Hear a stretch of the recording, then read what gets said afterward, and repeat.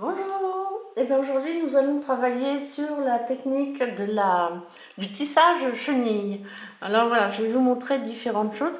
Donc à l'origine, ce qui a demandé une vidéo, c'est ce collier. Ce collier qui fait un peu plus de 3 mètres et qui a voilà, un peu plus de 3 mètres. J'ai travaillé pour ce collier des Miyuki en 11-0, en rocaille, en 15-0, non, en délicace 11-0 et rocaille 11-0. Et j'ai travaillé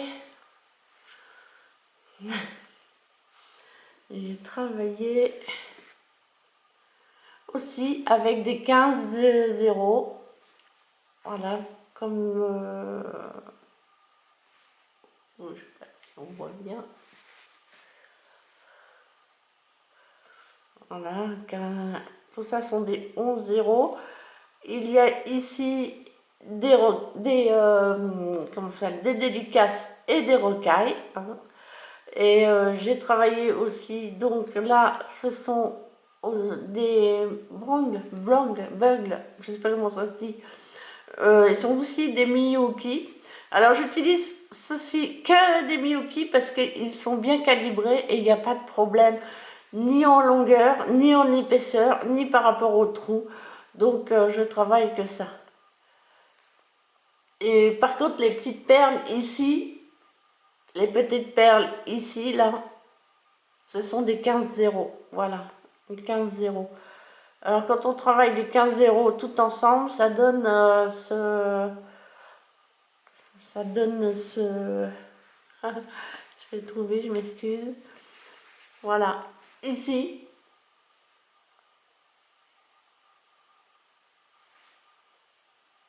Ici, là, nous avons des 15-0. Voilà, ces toutes petites choses-là, ce sont des 15-0. Ce qui fait que ça fait vraiment une différence de taille, hein. Alors, je me répète, dans les perles à tisser, les perles de rocaille à tisser, que ce soit des délicaces, des délicaces ou que ce soit des rocailles, justement, Miyuki ou autre, le chiffre sur le chiffre, la taille ici, plus le chiffre est grand, plus la perle est petite. Donc voilà, des rocailles en 11-0. Voici des rocailles en 11-0. Et voilà ce que ça donne. Donc 15-0, elles sont encore plus petites. 8-0, elles sont plus grandes. Hein, voilà, 8-0. Voici, les voici en 8-0, vous voyez. Le chiffre est tout petit, 8-0. Et par contre, eh ben, elles sont plus grosses que les autres. Voilà. Alors, on peut faire aussi, il est possible de faire aussi, alors ça, ce sont les aiguilles que j'utilise, que j'aime beaucoup utiliser.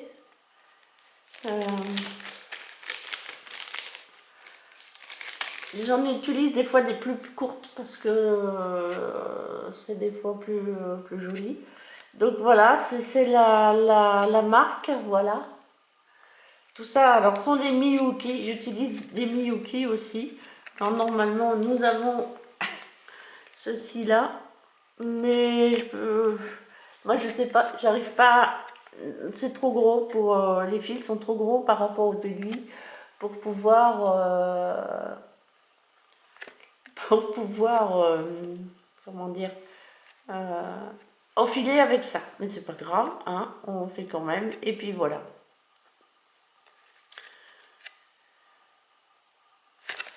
Voilà, ça c'est les aiguilles que j'utilise. Et bien ça, ceci c'est pour vous montrer que l'on peut travailler différentes perles, puisque ça ce sont des hématites. Oui, des hématites.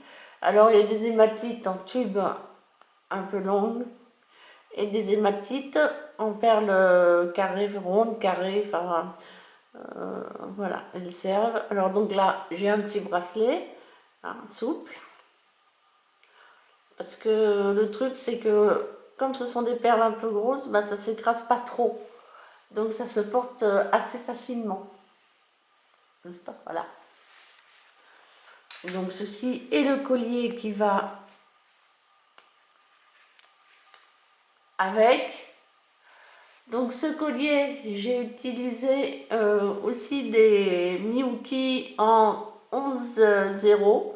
Là, ce sont des délicaces du coup, parce que je voulais quelque chose de très fin et très plat. Alors pourquoi j'utilise plus les rocailles que les délicaces? Parce que justement, je trouve que les délicaces sont trop fines et elles manquent un petit peu de relief. Je vais vous montrer ça. Voilà, comme ce collier. Vous voyez, pour les colliers, je préfère vraiment... Pardon. Pour les colliers, je préfère vraiment les rocailles parce que je trouve ça plus... C'est un petit peu plus de relief. Voilà, ça des 15,0 ici.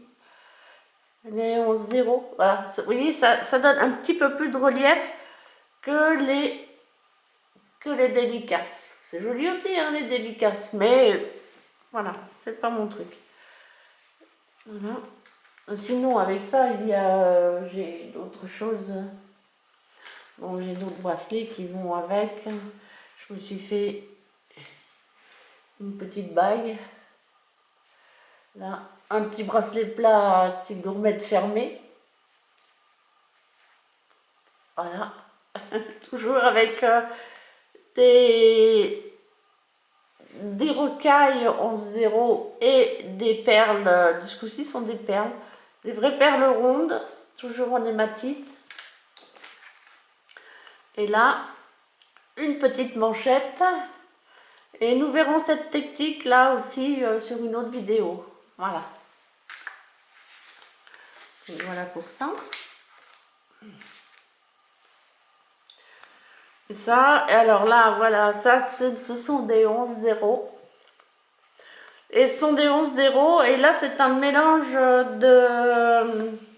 de Miyuki et de Toho. Mais j'avoue que les Toho, j'aime pas trop parce qu'elles sont moins bien calibrées. Elles sont de bonne qualité, hein, elles sont bien, elles sont utilisables très facilement. Mais je les trouve moins, comment dire, souvent moins bien qualité comment dire, moins bien calibrées que les,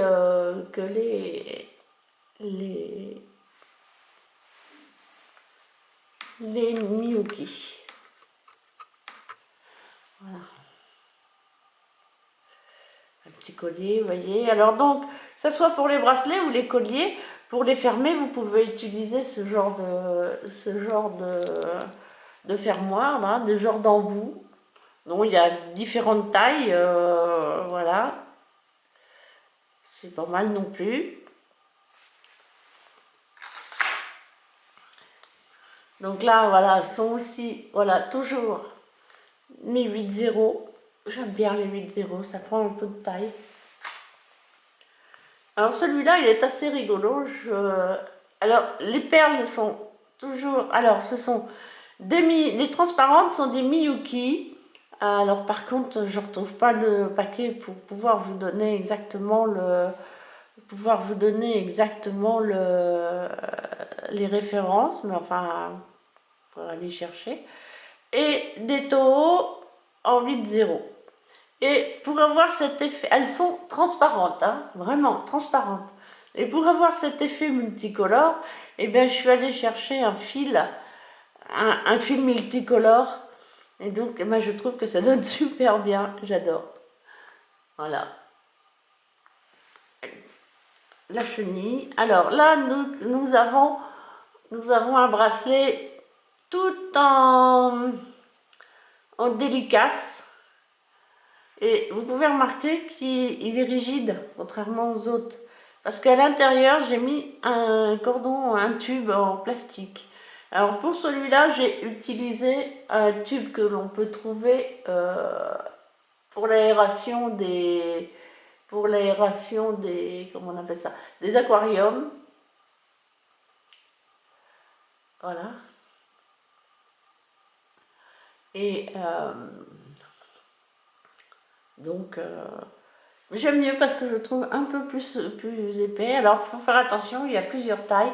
Et il y a une toute petite taille, ça doit être du 0,5 du 0,50 mm. 0,5 mm, ouais, c'est comme ça. Et il est un peu plus épais, il est un petit peu plus épais, donc il est plus rigide. Et ça, bon, bah, c'est un collier que je porte tous les jours, où vous trouvez ici des 8-0, des 15-0, des 11-0, voilà, tout se mélange. Voici donc la différence. Voici donc, ouais, voilà, la différence entre les différentes perles. Voilà. Alors ça, c'est un petit peu chiant à faire parce que ça demande du temps. Et puis j'ai fait ceci, je ferai aussi une vidéo. Alors c'est toujours sur la technique, de la chenille, mais c'est c'est une petite différence. Si vous voyez bien, ici nous avons une perle de croisement, deux perles de base, une paire de croisement, quatre paires de base, une paire de croisement. Et là nous avons la même chose. Alors là ce sont des 8-0 et des 11-0. Là ce sont des 11-0. Ce genre de truc là, on peut le faire carrément qu'avec du 11 ou du 15-0. Avec du 8-0, c'est pas joli, c'est... Voilà. Et en vérité, on utilise, au lieu d'utiliser que deux perles de base, on en utilise 4. Voilà. Donc, ça demandera une vidéo à lui seul. J'ai pris beaucoup d'avance. Et donc, voilà. Alors juste pour vous expliquer comment je fais pour voir mes tailles. Alors je peux mesurer bien sûr et je fais souvent des bracelets qui font approximativement 19 cm. Voilà. Alors c'est un peu élastique. Donc 18-19 cm pour pouvoir les glisser dans mes mains sans problème. Voilà. 18,5 en général, c'est bien. Donc là, cette partie-là fait donc 3 cm. 3, 5, 5,5. Donc je repartirai sur celui-là pour faire 5,5. Vous voyez, il manque 2 ronds. Voilà. Ok. Voilà pour ça. Mais ça, c'est une vidéo particulière. Pour l'instant, nous allons commencer. Donc, en attendant, je me sers de cette petite cuillère en plastique qui est très bien, c'est très pratique. Moi, je trouve que le coup de la cuillère pour ranger les perles, c'est parfait. Voilà. J'enlève ces perles-là parce qu'elles sont celles du bracelet que je viens de vous montrer, n'est-ce pas? Et donc, je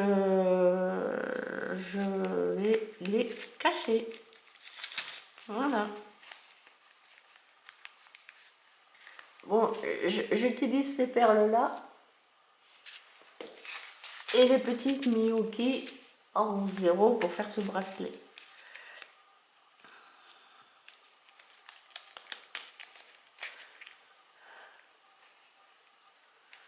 Voilà. Hop. Et hop. Donc on verra ça pour tout à l'heure. On va garder les rocailles, on va garder les taureaux. Alors là, je peux pas vous donner les références parce que je n'ai plus. Ce sont des... J'ai eu du mal à trouver des perles, ce sont des restes de perles. Donc, bah voilà, c'est simple. Et donc, alors voilà, j'ai aussi commencé. Donc j'ai fait une première partie de ce travail que je vous ai fait. Vous voyez, ça c'est les cordons de plastique que l'on peut trouver chez Perl & Co aussi. Et Mais il y a différentes tailles, bien sûr, hein, différentes épaisseurs. Celui-là sera trop petit. Celui-là sera, c'est un petit bout que j'utilise parce que je vais vous montrer en même temps comment travailler sur avec le cordon. Donc, mais je ne vais pas le faire en entier, hein, je vais faire juste une partie comme ça avec ces perles-là pour que vous voyez bien comment on travaille. Donc,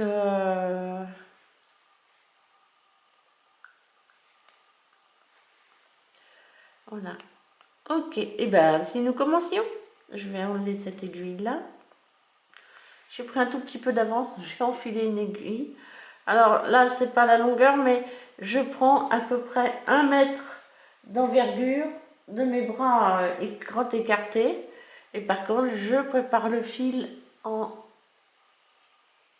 voilà, le lissant bien pour qu'il soit le plus pas possible. Alors ça, c'est le fil que je vais utiliser pour ces grosses perles.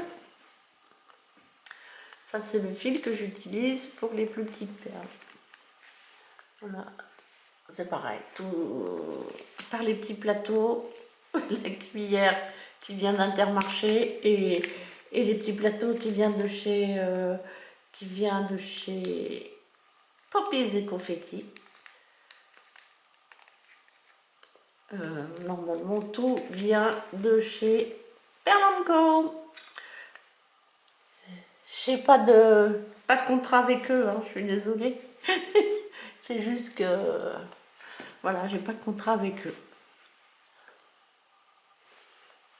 Donc on va déplacer ça vers le haut. On va garder notre fil là. Donc là, ça, je vais le coulisser un peu parce que je vais l'ouvrir. Je ne sais pas de quel côté il va vouloir s'ouvrir. Ah ben il est ouvert là. Alors j'ai mis un blanc parce que c'est tout ce que j'avais, hein, mais là normalement on coupe un petit bout, on coupe un petit bout comme ça. On fait une moitié et on l'enroule dans le trou pour que ça reste bien fermé. Mais là, j'ai fait ça juste pour, voilà, pour la démonstration. Je pensais que c'était plutôt sympa. Donc, eh ben, on est parti. Alors, on commence. On prend une perle de blocage, comme celle-ci. On peut prendre un peu plus gros, des fois c'est mieux. Mais bon, c'est celle que j'avais. Je garde une dizaine de centimètres ici. Voilà, comme ça. Je la passe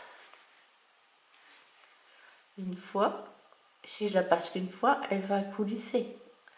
Donc il faut la passer une deuxième fois. Si on arrive à la passer de l'autre côté, c'est encore mieux. Voilà, on essaye de la passer une deuxième fois. Et voilà à quoi ça doit ressembler. Voilà. J'ai un fil de chaque côté. Pour le défaire, c'est plus pratique. Donc maintenant,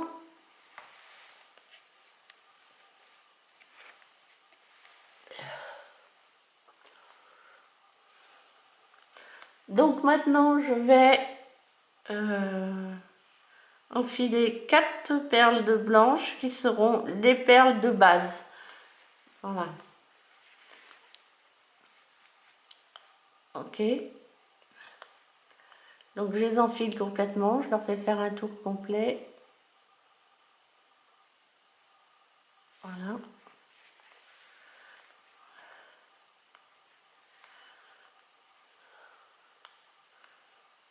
Voilà.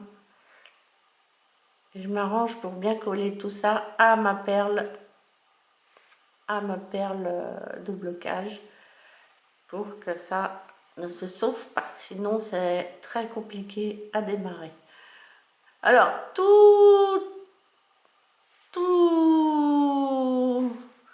je crois que je me suis trompée. Je crois que c'est 3 perles. Alors, attendez, excusez-moi.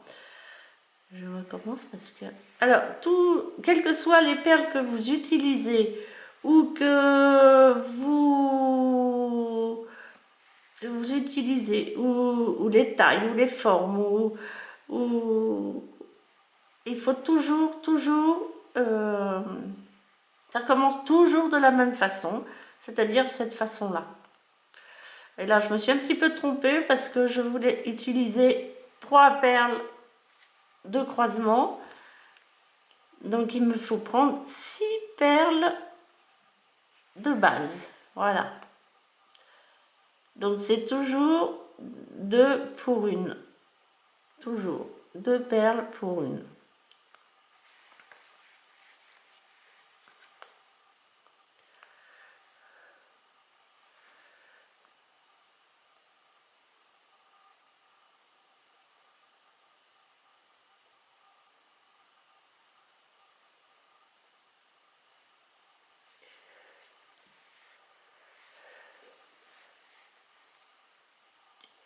Voilà, vous fermez bien de façon à ce que votre perle de blocage vienne bien serrer.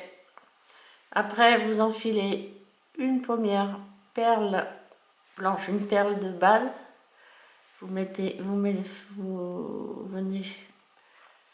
vous enfilez, une perle de croisement et on va prendre 2 perles de base. Voilà. Je sais pas si ça se voit vraiment bien.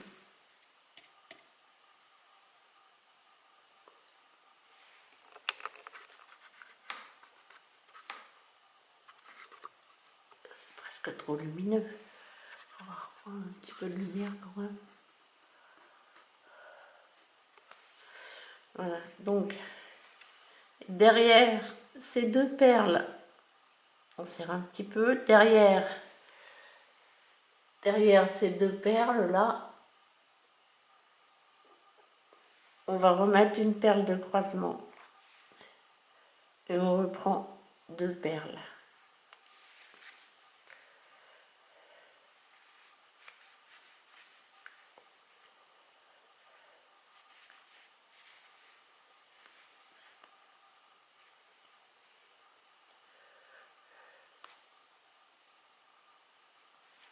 Donc 2 perles, une perle de croisement et on va aller chercher 2 perles.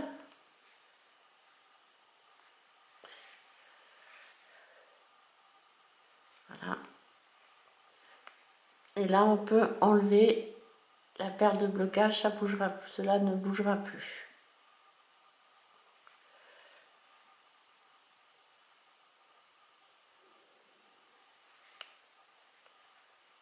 Ah, c'est peut-être l'autre. Voilà, hop. Voilà, ok. Donc, nous allons reprendre. Alors, donc nous avons placé nos 3 premières perles de croisement. Et là, on vient piquer dans celle-ci, dans cette perle de croisement. Et vous voyez, on arrive 2 perles de base. On pique dans la perle de croisement. Voilà. On fait attention que ça monte, pas que ça descende, n'est-ce pas? 2 perles de base. Attention de ne pas tout lâcher, parce que si vous lâchez tout, vous allez vous perdre. Alors, ça ne fait pas trop sur ces perles-là, hein, mais sur les plus petites, on va vite à se perdre. Et là, on repique. On va repiquer dans la perle de croisement et dans une des 2 perles de base. Voyez-vous? Voilà. Et donc là, on est reparti, une perle de croisement. Et on repasse dans la première perle de croisement, toujours, pour que les fils ne se voient pas. On cache les fils et là, on reprend les perles de croisement. Voilà. Perle de croisement.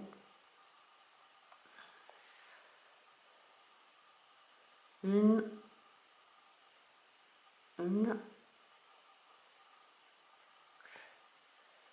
Et on essaye de serrer ça, voilà, de façon à ne pas avoir trop d'écart. Et c'est parfait.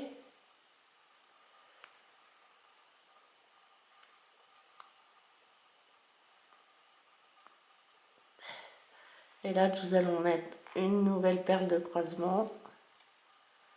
Et nous allons venir chercher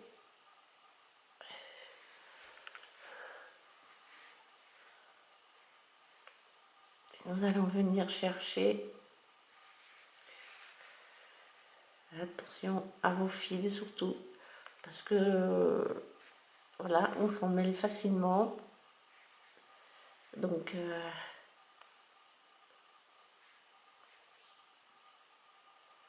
voilà, c'est ce qu'on appelle un nœud.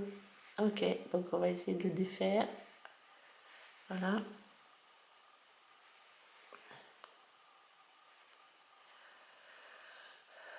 Et donc là, nous prenons dans la toute première perle de croisement une perle de base et une perle de croisement. Voilà.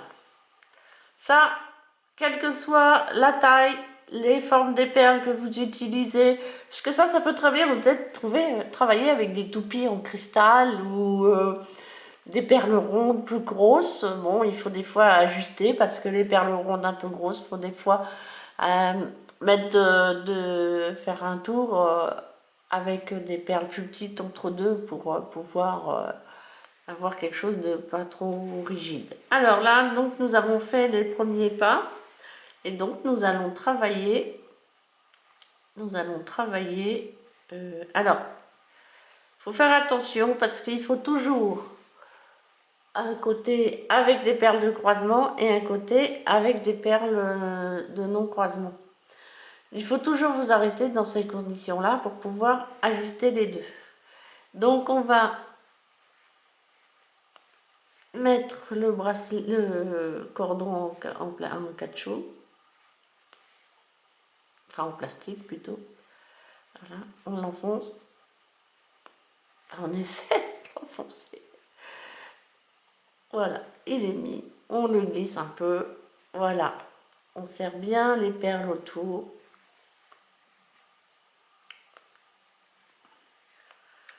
On va les mettre celui-là. Alors là, il va falloir attention de ne pas s'en mêler dans les fils parce que ça va pas être facile. Mais sinon, c'est comme d'habitude, hein, on repart. 2 perles de base. Voilà. On tourne. 2 perles de base, une perle de croisement.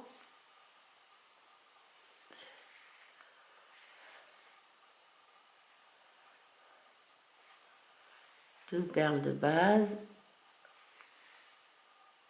une perle de croisement et une perle de base. Et voilà, c'est simple, c'est simple. Alors je vais essayer de recommencer. Je vais prendre comme ça, parce que j'ai l'impression qu'on voit mieux. Donc une perle de croisement.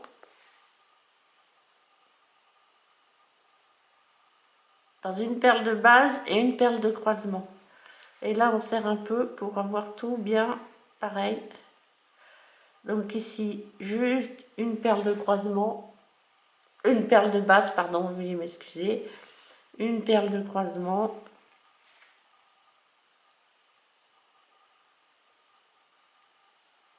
voilà.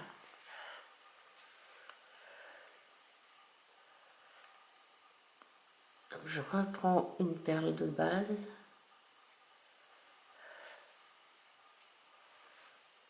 une perle de croisement, une perle de base dans la précédente perle de croisement.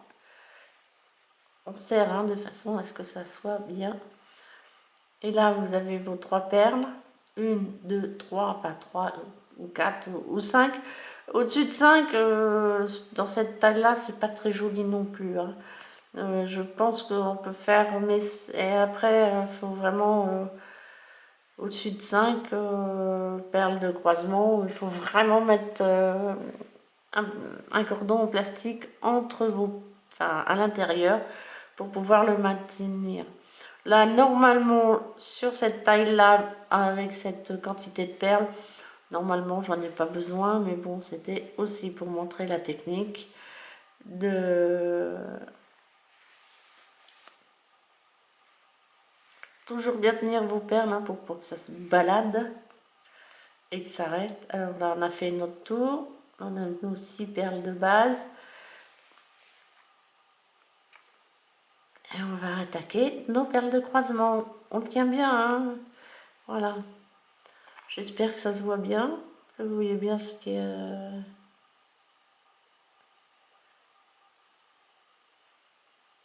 que vous voyez bien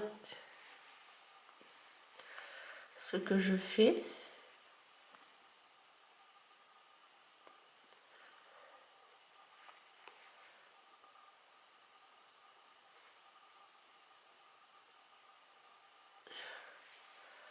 Alors, on pourrait me demander combien de perles, combien de sachets de perles, combien... Mais c'est pas évident parce que c'est un peu suivant chacun. Moi, je sais que pour moi, j'ai des petites mains, des petits poignets, donc j'utilise, on va dire, un sachet pour un bracelet avec cette perle-là, un sachet et demi, mais pas plus, quoi. Avec les plus petites, j'utilise un sachet. Voilà. Enfin, j'en utilise plus d'un puisque j'utilise les perles de base les perles de base c'est elles qui consomment le plus donc je vais prendre forcément si vous voulez être pas juste ben, vous prenez deux sachets et puis voilà maintenant oui vous voyez il faut faire attention des fois. Maintenant, si vous faites un bracelet, si vos bracelets ils font plus de 20, il vous faudra 2 sachets. Enfin, je ne sais pas exactement, j'ai jamais calculé à la vérité. Donc, je ne peux pas trop vous dire. Mais en général, moi, pour ma petite personne, un sachet et demi de 8,0, ça va quoi, c'est suffisant.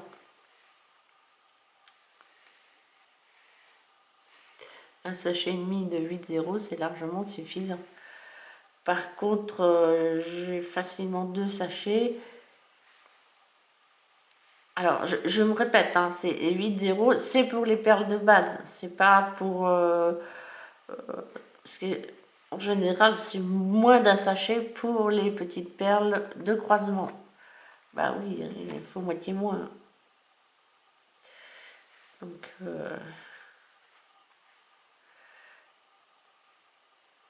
j'espère que vous voyez bien ce que je fais. C'est...